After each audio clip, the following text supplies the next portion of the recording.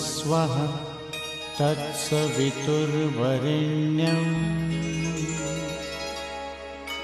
भर्गो देवस्य धीमहि धियो यो नः प्रचोदयात्।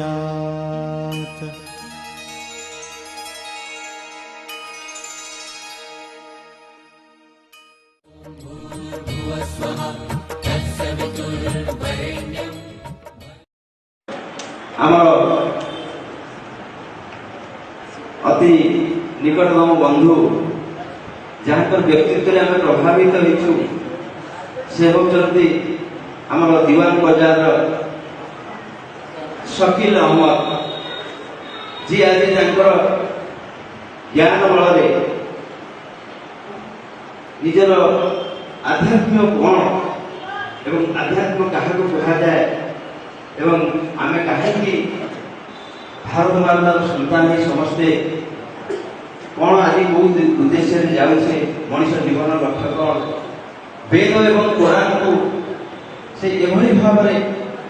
सामंजस्य करी रचना कर जहाँ प्रभावित कर भाई को से पाछुटी आने मंच पाखक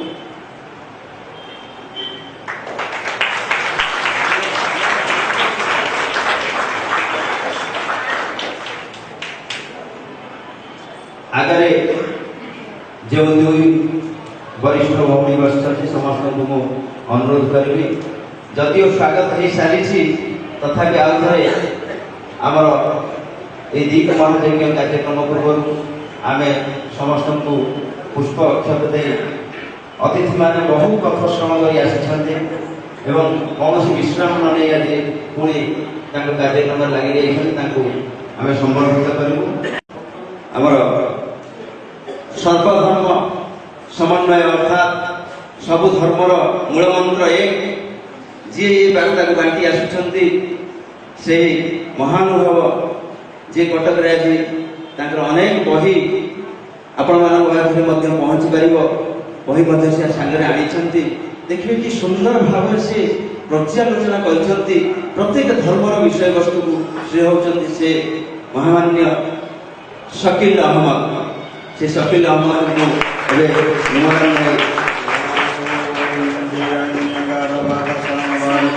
श्रीजुक्त शकील अहमद गवेषक इत्रा फाउंडेशन ओडिशा महाशय आज समाज में धर्म और संप्रदाय को नहीं अनेक मानव समाज मध्य विद्वेषर मंजी बुणी चली बेले मानवर मानविक मूल्यबोध और समाज प्रति तार कर्तव्य विषय आपणकर गभीर रचना झड़ बतास समय विपदग्रस्त जहाज को पथ देखाइला बेले पथिकर सदृश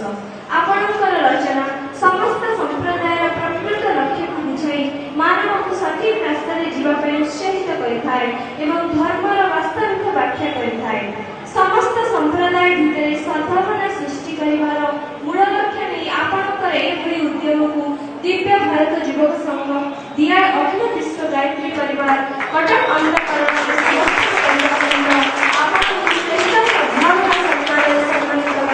निजक गौरवान्वित मन करुछु आशा करुछु आपणकर समाज प्रति यही कर्तव्य भविष्य युवपीढ़ी को आलोक प्रदान करिवो एवं मानव पाखे एक समान जाति धर्म सहित एक समान वार्ता प्रदान करिवो इति आपणकर गुणमुग्ध दिव्य भारत युवक संगठन कटक दिया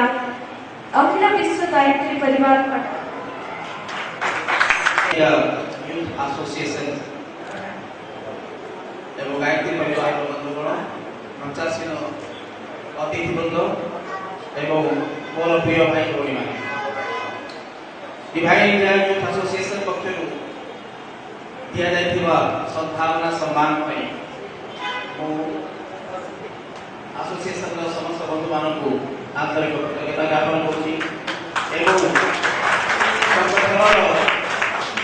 महान विचारधारा प्रति गभीर सम्मान जनाऊँ बंधुगण परोपकार प्रत्येक दिव्यांगंकर मौलिक शिक्षा भोकिला को खाइबा को दबा रोगी सेवा करवा वस्त्रहीन को वस्त्र देवा बासहीन आश्रय व्यवस्था करवा दीन दुखी मान सेवा करवा महान पुण्य कार्य सही परी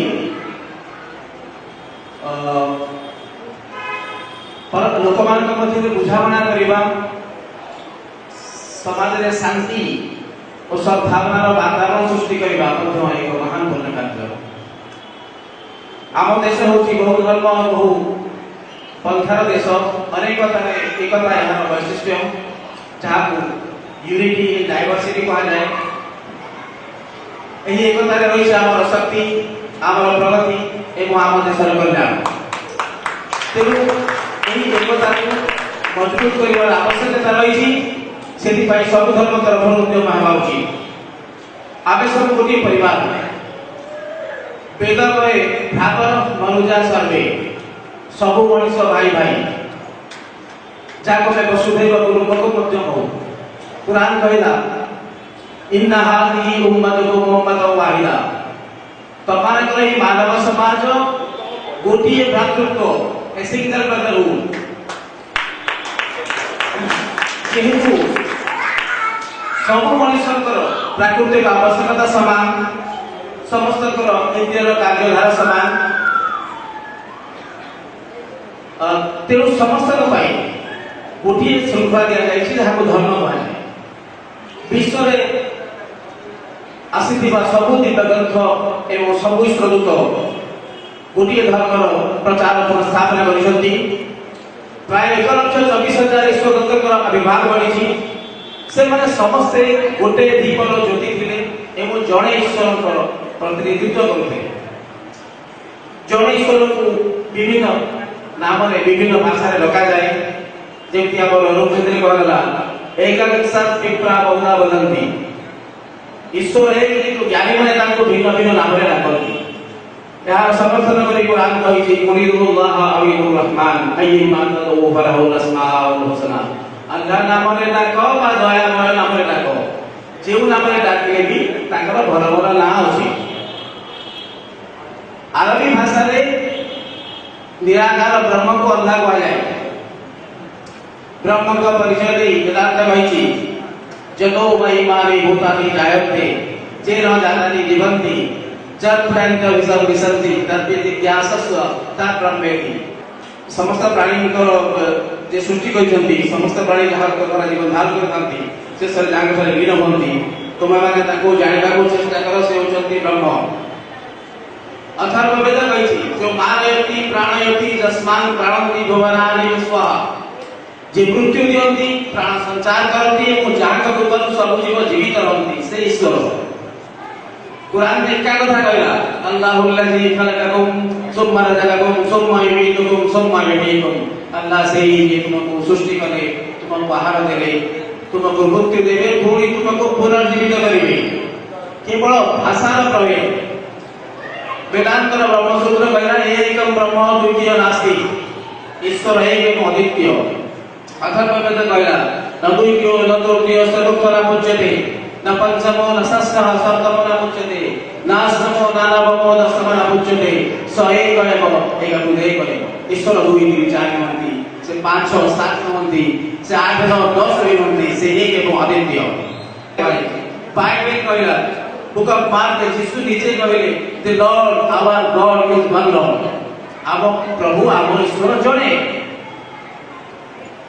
कुरान कहला सही कथा कहला ओ इलाहु इलाहु वाहिद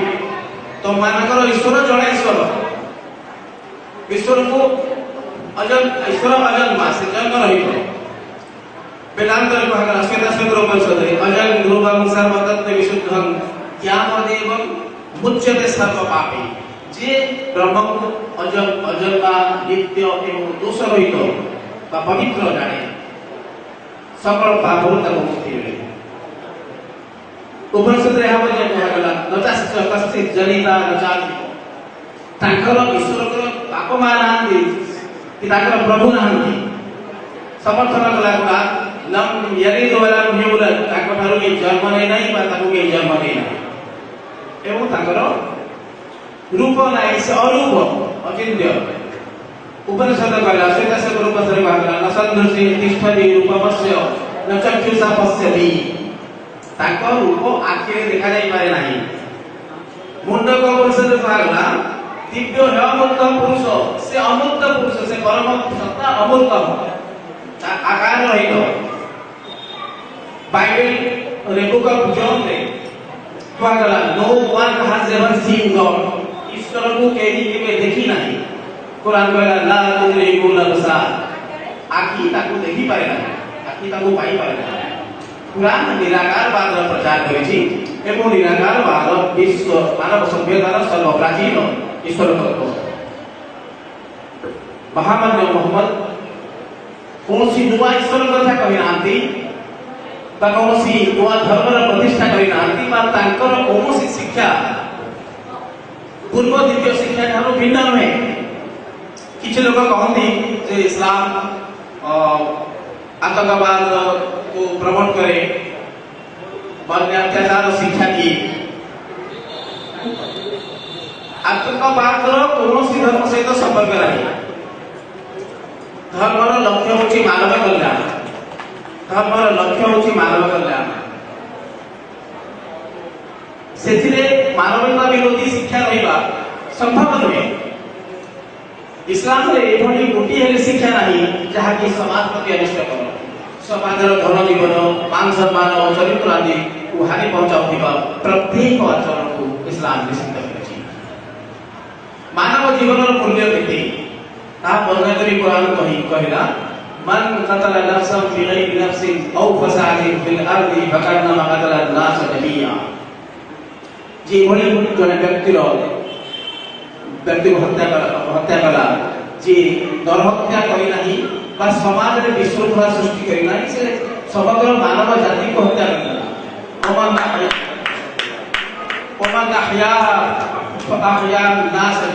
ଯିଏ ଜଣେ ବ୍ୟକ୍ତିର ଜୀବନ ରକ୍ଷା କଲା, ସେ ସମଗ୍ର ମାନବ ଜାତିକୁ ଜୀବନ ଦାନ ଦେଲା। ତେଣୁ ପୁରାଣ ଦୃଷ୍ଟିରେ ଜଣେ ମଣିଷର ହତ୍ୟା ସମଗ୍ର ମାନବ ଜାତିର ହତ୍ୟା ସହ ସମାନ ଏବଂ ଜଣେ ମଣିଷର ଜୀବନ ରକ୍ଷା କରିବା, ଜୀବନ ବଞ୍ଚାଇବା ସମଗ୍ର ମାନବ ଜାତିକୁ ଜୀବନ ଦାନ ଦେବା ସହିତ ସମାନ। ତେଣୁ ଆତଙ୍କବାଦ ଏକ ଜଘନ୍ୟ କାର୍ଯ୍ୟ। এই ଆତଙ୍କବାଦୀ ମାନେ ସେ ଏହା ଦେଖନ୍ତି ନାହିଁ ଯେ ସେମାନଙ୍କ ବିସ୍ଫୋରଣରେ ଯାହାର ଜୀବନ ଗଲା ସେ ହିନ୍ଦୁ ଥିଲା, ମୁସଲମାନ ଥିଲା ବା ଖ୍ରୀଷ୍ଟିଆନ ଥିଲା, ସେମାନେ ଏହା ଦେଖନ୍ତି ନାହିଁ। ସେମାନେ ତ ମସଜିଦ ଉପରେ ମଧ୍ୟ ବିସ୍ଫୋରଣ କରନ୍ତି, ଆକ୍ରମଣ କରନ୍ତି, ମନ୍ଦିର ଉପରେ କରନ୍ତି, ଗିର୍ଜା ଉପରେ କରନ୍ତି। ଛୋଟ ଛୋଟ ପିଲାମାନଙ୍କୁ, ସ୍କୁଲ ଯାଉଥିବା ଛୋଟ ଛୋଟ ପିଲାମାନଙ୍କୁ ମଧ୍ୟ ସେମାନେ ହତ୍ୟା କରନ୍ତି। ତେଣୁ ଏଭଳି ପାଶବିକ କାର୍ଯ୍ୟକୁ କୌଣସି ଧର୍ମ ସହିତ ଯୋଡ଼ିବା ଧର୍ମର ଅପମାନ ହେବ, ଈଶ୍ୱରଙ୍କର ଅପମାନ ହେବ।